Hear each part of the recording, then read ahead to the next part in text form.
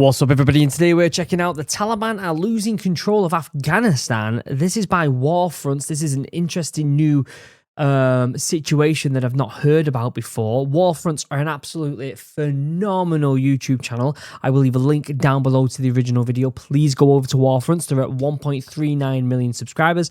If you're not subscribed, go subscribe. Let's try and get them to 1.4 at least. So there'll be a link down below for that. I've been sent this one a couple times and I'm very interested to see what's going on here. Before we get started though, as always, check out Chug, 10% off, link down below for the best drinking vessel in the world. Listen, I cannot afford to buy cheap rubbish anymore. Things that fall apart after one season or 1 year and they're just made with crap materials in a factory far away, being shipped around the planet. Temu, Amazon crap. I cannot do it anymore. I can't. And so, stuff like this, handmade in the UK by a small business, ships to America, 10% off, free customization, free bag, a genuinely good bit of kit where they're improved. This is like the third version, I'm pretty sure. They improve them all the time. This one, you can actually take the metal insert out and put it in your dishwasher to protect your wood. It's got metal studs on the bottom. It is a fantastic bit of kit. 10% off, link down below. Also, if you haven't already, check out my business, Morale. Go to drinkmorale.com. If you're in the UK, we still have stock. Get some drinks while you can. It is a healthy, functional mushroom drink. I'm very excited about it. And we're going to have a really cool community attached to it very, very soon, which I've been working on really, really hard in the background. And yeah, I'm excited for you to hear more about that. But that's all I'm going to say. I might do a video on it very soon. But other than that, let's pull this up and let's see what they got to say. Something is brewing in the high hills of Afghanistan, and it spells trouble for the ruling Taliban government. On the 1st of August, the organization was delivered a message by a little-known resistance organization, the Afghan United Front, otherwise known as the AUF. The message wasn't written in ink, it was written in blood, with a wave of attacks unleashed across Afghanistan, each one with the Taliban squarely in the AUF's crosshairs. The attacks were well-planned, well-coordinated. He's never really in a setup that's kind of blurry. He's always got a very good presentation. I wonder what's going on there. Maybe he's traveling or something and he just wanted to get this video out. Not usually like him, that. And brutally effective. And since the 1st of August, they've only continued. The truth is, though, it's not about the quality of his camera. It's about the information he's talking about. We're only weeks away from the 5-year anniversary of America's desperate Afghanistan withdrawal and the fall of the capital city of Kabul. But now the Taliban's fragile rule over Afghanistan is at increasing risk of coming apart. From a growing southern rebel movement to a recent border war against a much better armed neighbor, the Taliban's prospects already were not looking great. Introduce the AUF, a group that appears more than capable of sowing chaos wherever they see fit, and Afghanistan's theocratic leadership could be in serious trouble. Worst of all, the man at the helm of the AUF insurgency isn't a new threat. He's one of the most persistent and effective adversaries the Taliban have faced in the 21st century, and more likely than not, he's got some very powerful allies lurking in the shadows. He's also putting his face all over camera there, which is very unusual for this type of stuff. Hidden hand. On their own, the events of the 1st of August would have been a bad day for the Taliban, but not all that much worse than the usual. On that day, when the AUF chose to reveal itself to the world, the Taliban leadership in Kabul learned quickly that they'd have to deal with a new persistent headache. But at first, the group's capacity to actually carry out attacks at scale seemed to be an open question. First, the AUF claimed credit for an attack in Kandahar that killed 2 Taliban fighters, but as of the time of that announcement, the attack was nearly a year old. The Taliban higher-ups, it might have been a bit concerning that somebody had come around and openly claimed credit for an old attack, but the tactical window to make something of that attack had long since passed. I feel like it's interesting, the Afghan situation, isn't it? Because it seemed to have like an unfortunate end for Western countries who were in there trying to get rid of the Taliban. Leaving the country as abrupt as America did kind of was just kind of put a sour taste in everyone's mouth, didn't it? But if there was any country that would have a rebel group, you would definitely pinpoint Afghan on the map, wouldn't you?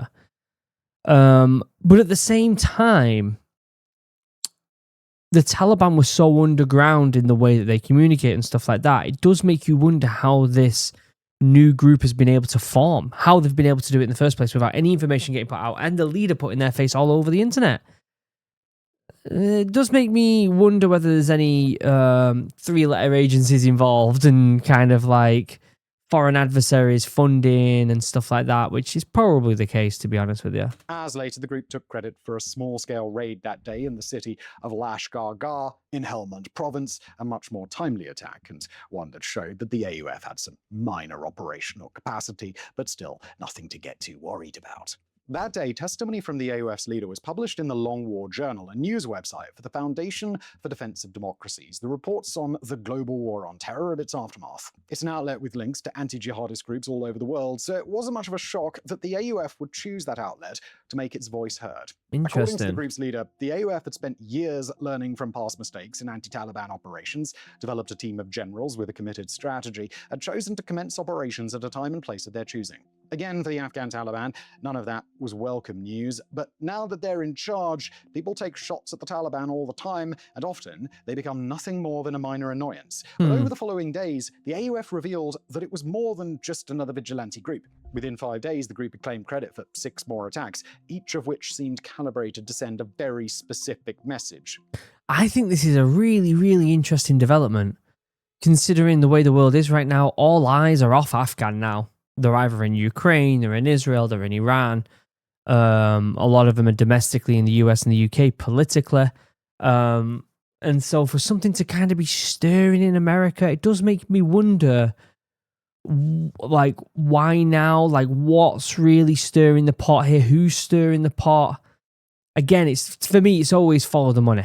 Where are they getting the funding from? Follow the money every single time. And we may not never know, but could be some big red flags there. In Badghis province, the AUF hunted down 2 Taliban members who had alleged had participated in the torture of ex-security forces personnel and killed them both. In Ghor province, the group retaliated against the Taliban in response to the killing of a woman who had served as an officer within the Afghan National Police, which was taken over by the Taliban, purged, and flooded with loyalists after the fall of Kabul. The AUF's retaliation for her death saw the group take over a Taliban base, killing 2 Taliban fighters and wounding 4 others before stealing weapons and equipment. In Faryab province, the group stated that it assassinated a member of the Taliban intelligence service, which spends its time mostly in pursuit of dissent among ordinary Afghan citizens. In Kandahar, the AUF killed 2 Taliban guards at a police station, as the Long War Journal explained, quote, in retaliation for acts of torture and imprisonment of innocent Afghans. Also in Kandahar, the AUF carried out 2 more assassinations, each targeting another member of Taliban intelligence. So, after its first week of publicly acknowledged operations, the AUF has made a few things clear. First, this is a group that's focused explicitly on punishing the Taliban, rooting out and destroying the worst elements of its state repression apparatus, and avenging Taliban crimes against people who'd fought for a better Afghanistan than this one. Second, the group demonstrated its substantial reach, claiming attacks across a total of 5 provinces along a north-south pathway in the nation's western half, although it's clearly concentrating an outsized share of its operations in Kandahar. As the group's leader described, quote, choosing Kandahar was deliberate. We want to show them that there is nowhere safe from our attacks, even in the Taliban's supreme leader's house. End quote. Kandahar is, indeed, where the supreme leader of the Taliban lives, and it's a southern, ethnic Pashtun majority province with historically high support for the Taliban, whereas most anti-Taliban organizations hide out in the less friendly north. And third, the group had demonstrated that it was able to break through the Taliban's veil of secrecy, identify and track sensitive individuals, and dispatch them at a time and place of the AUF's choosing, often tying them to specific crimes and abuses. So obviously that, to me, tells me that they've got eyes on. They've got people involved with the Taliban that are obviously like infiltrated to get information. It looks like this is a bigger organization than I first anticipated. I thought it might have been just like a small rebel group. Definitely doesn't seem like it. It seems very, very well organized to just be a small rebel group. For the following days, the group has kept up the pressure, most notably in a drone attack against the capital city of Kabul, where an drone AUF attack struck and destroyed at least 1 oil storage facility. A graphic posted by the group before that strike on the 9th of August took credit for the killings of a total of 18 Taliban fighters across 8 provinces, along with 13 others wounded. Interesting. It's time that we talk about the man. I mean, just the graphic alone and the social media presence just goes to show that they're quite well organized. This is something that I expected, like, rebel groups in Afghan to go after them. But I didn't expect them to be, I don't want to say like very Western, but it seems very Western in a way, doesn't it? Is it a new development to try and bring eyes back onto Afghan again? Is that what we're seeing here? Is it really just an internal group wanting change? I feel like there's more to this than just a rebel group. There seems to be more in the motives, doesn't there? Behind the rise of the AUF, because it's in understanding him that we start to get a clearer picture of what's really going on here. Meet Sami Sadat, age 41, born and raised in Kabul. He's not exactly a household name here in the global West, but he's a well-known figure for people who've studied the Afghanistan conflict over the last 2 decades. Sadat is a highly experienced covert operations commander. He started... I mean, look at the camouflage he's also wearing as well. Like, maybe not the camouflage, but the clothing he's wearing. It's a very Western style type of military dress, you could say. Working with the pre-Taliban Afghan government in 2007, and by 2013, he had become the director of Afghanistan's covert action program. Then elevated to the rank of general, Sadat took charge of an elite Afghan clandestine unit that he ran for years, spearheading operations against al-Qaeda in both Afghanistan and Pakistan. Among his impressive feats as the unit's leader, Sadat oversaw the recovery of the son of Pakistan's former prime minister who was kidnapped by al-Qaeda and disappeared into Pakistan, and arranged the death of the leader of the group that assassinated another one of Pakistan's former premiers. But just as interesting as his... How has he been able to kind of survive during a Taliban-controlled Afghanistan? Has he been in hiding in another country? Service record is his education.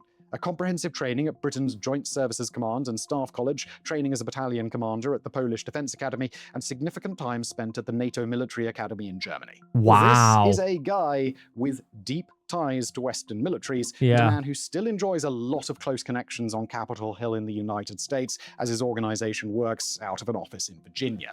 He is this is 100% funded by a Western country. 100%. Those connections and Sadat's overall background start to give away the game on what the AUF is really about. Yeah. It's important to understand that the Afghan National Army, prior to the Taliban takeover in 2021, may not have been a particularly strong or capable organization. Just look at its utter collapse in the final months of the US withdrawal. But there were highly capable, highly experienced, and highly motivated units within that military, especially in special operations and clandestine groups. There weren't enough of those people to prevent a full-scale Taliban offensive, but many of them survived the takeover and either disappeared into Afghanistan without a trace or went abroad with the goal to return one day.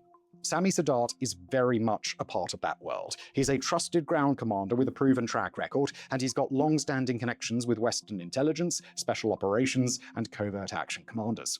Although the AUF only rarely claimed credit for attacks before this month, Sadat has led the organization since it was founded back in 2023. In the eyes of America... So, new organization. This individual must have been in another country for a while to protect himself. I'm presuming, this is all speculation.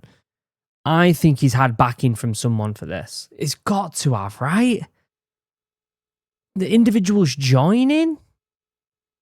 Like, to recruit, go around and try and recruit in a country like that? There's a lot of interesting things going on there. Allied decision makers, especially with histories in Afghanistan. Sadat is one of the good ones. And if the United States were to be interested in supporting covert action in Afghanistan, hypothetically speaking, of course, then Sadat is probably on the shortlist of preferred Afghan collaborators. I almost guarantee the US has got fingers in so many pies. Guarantee they have.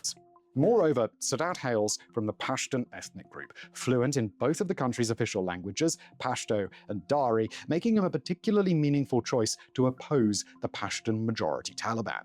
He seems to be cultivating a network of ex-soldiers, anti-Taliban cells, and personal loyalists in Pashtun-majority areas, especially in Kandahar, and he's known to be a precise calculating commander who spends substantial time setting the conditions for success before he would actually greenlight an open campaign like this one. In Sadat's own words, again speaking with the Long War Journal, an organization known for its own deep ties with the American neoconservative security folks who've made Afghanistan their life's work, the AUF is seeking material support from NATO to fight the Taliban, al-Qaeda, the Islamic State, and even the Pakistani Taliban.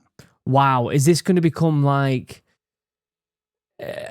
indirect Afghan war again then? Well, I say again, it wasn't indirect last time, it was very much direct. Is this what it's going to be, an indirect war now? It could be. Quoting Sadat, "Success for us at this stage of the conflict is keeping the Taliban busy fighting us so they do not have time to torture our people." All told, It certainly seems as if Sami Sadat and his allies have chosen to get the band back together for what might turn out to be a Western-backed push against the Taliban across their historic strongholds. But before we discuss the AUF's future, we'd like to pause this episode to tell you about our premium subscriber site. Fronts.co is our outlet for all the stories that we don't have space to do justice here on the main channel, a place where we can dig deeper and go even nerdier than we do on YouTube. Interesting. Every week we upload 2 exclusive videos, 2 expert-written articles, and a podcast or 2, all covering the conflict and geopolitical stories that matter most to you. I'm pretty sure I saw this last time I watched one of their videos and was tempted to subscribe, but I haven't yet. But what I will do is I'll certainly go look at it and decide whether I will subscribe or not, and you should do the same as well. Link down below to the original video. Go support them if you can. There's constant coverage of the Middle East, Ukraine, Sudan, the Sahel, the Indo-Pacific and elsewhere, not to mention all the minor conflicts that the rest of the world tends to ignore. Subscribers to our free newsletter, Warfronts Weekly, actually knew about the arrival of the AUF a week ago, along with all the other emerging stories that we're tracking. You can sign up to the newsletter on fronts.co and check out the site while you're there. Why not? This week, we're also launching a new feature for premium subscribers, hosting every single Warfronts video ad-free on the website. That way, premium subscribers can find all of our work in one place without a single YouTube ad break anywhere, or any sponsors, or any Fronts.co adverts, because of course you'd already be a member. A subscription costs just $5 a month or $50 a year. Again, that's Fronts.co. Check it out. And now back to Afghanistan. Right place, right time. The rise of the Afghan United Front presents a real headache for the Taliban government, no matter which way you slice it.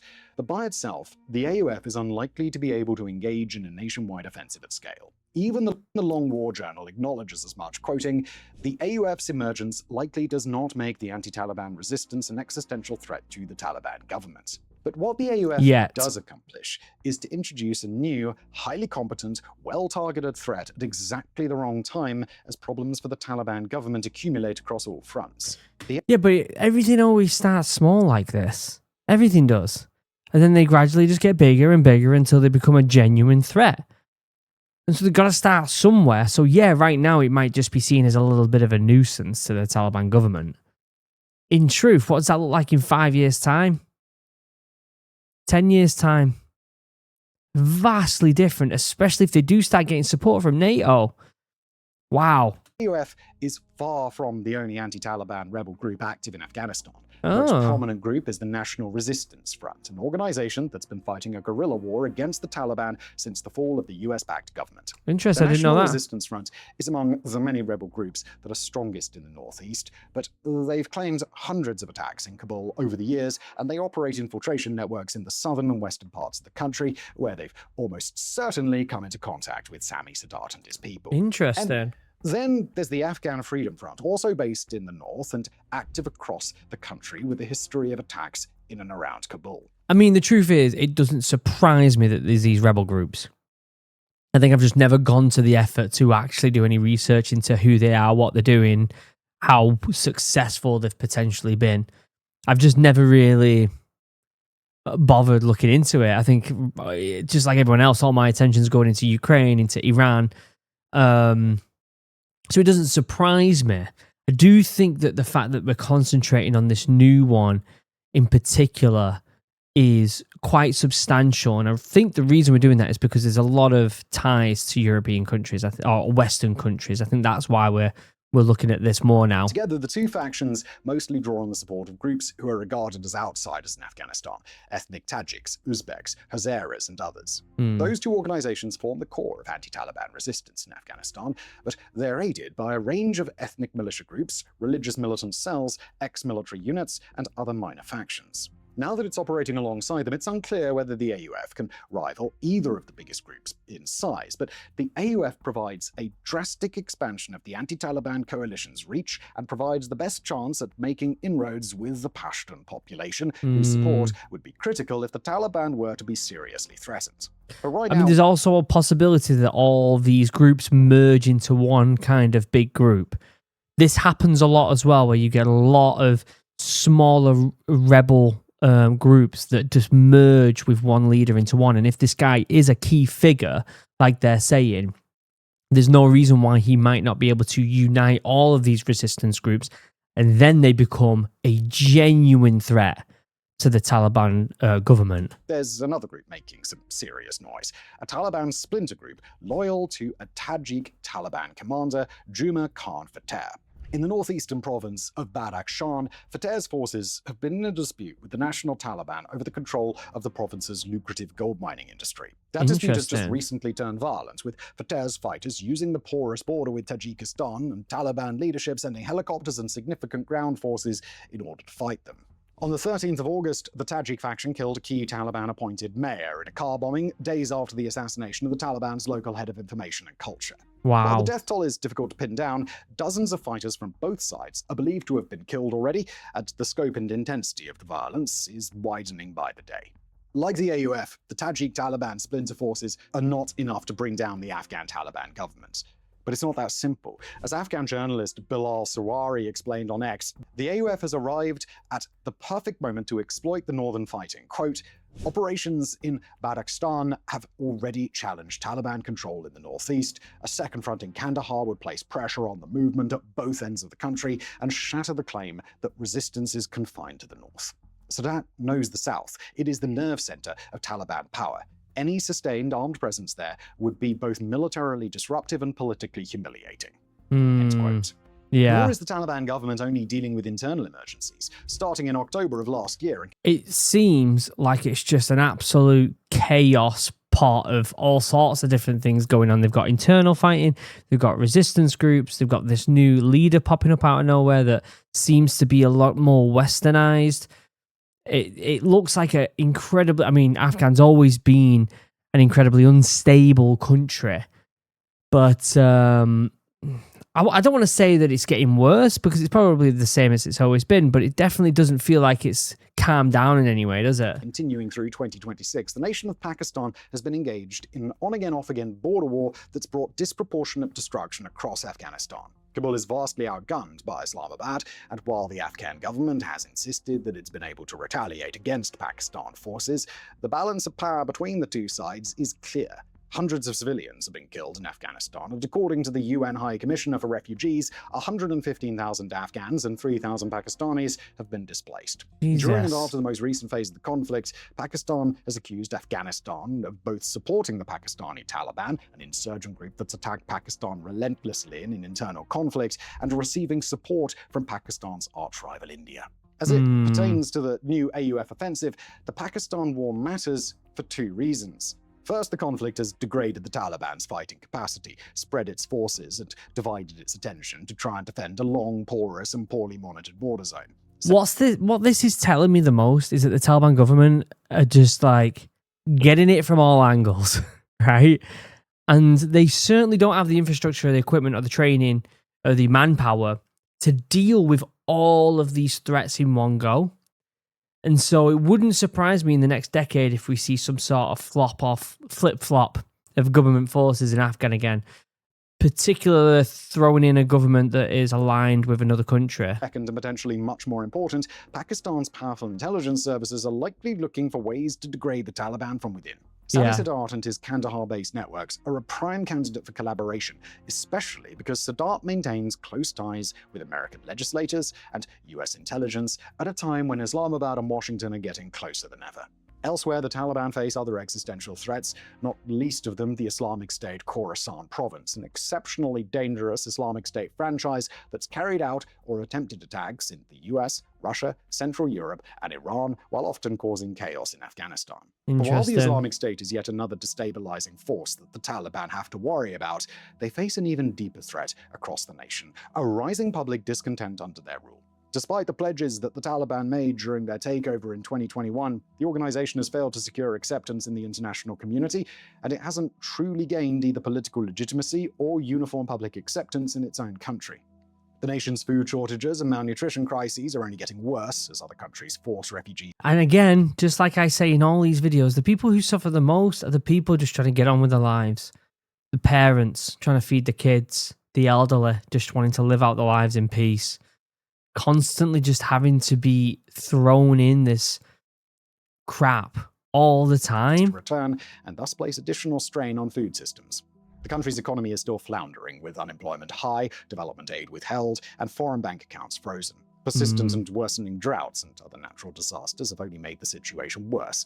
The Taliban's results haven't come anywhere close to justify their crackdowns, their social controls, their functioning erasure of women from society, or the continued conflicts against internal and external adversaries. It's difficult to know just how unpopular the Taliban is, of course, but public disillusionment has taken hold, and it only seems to be growing.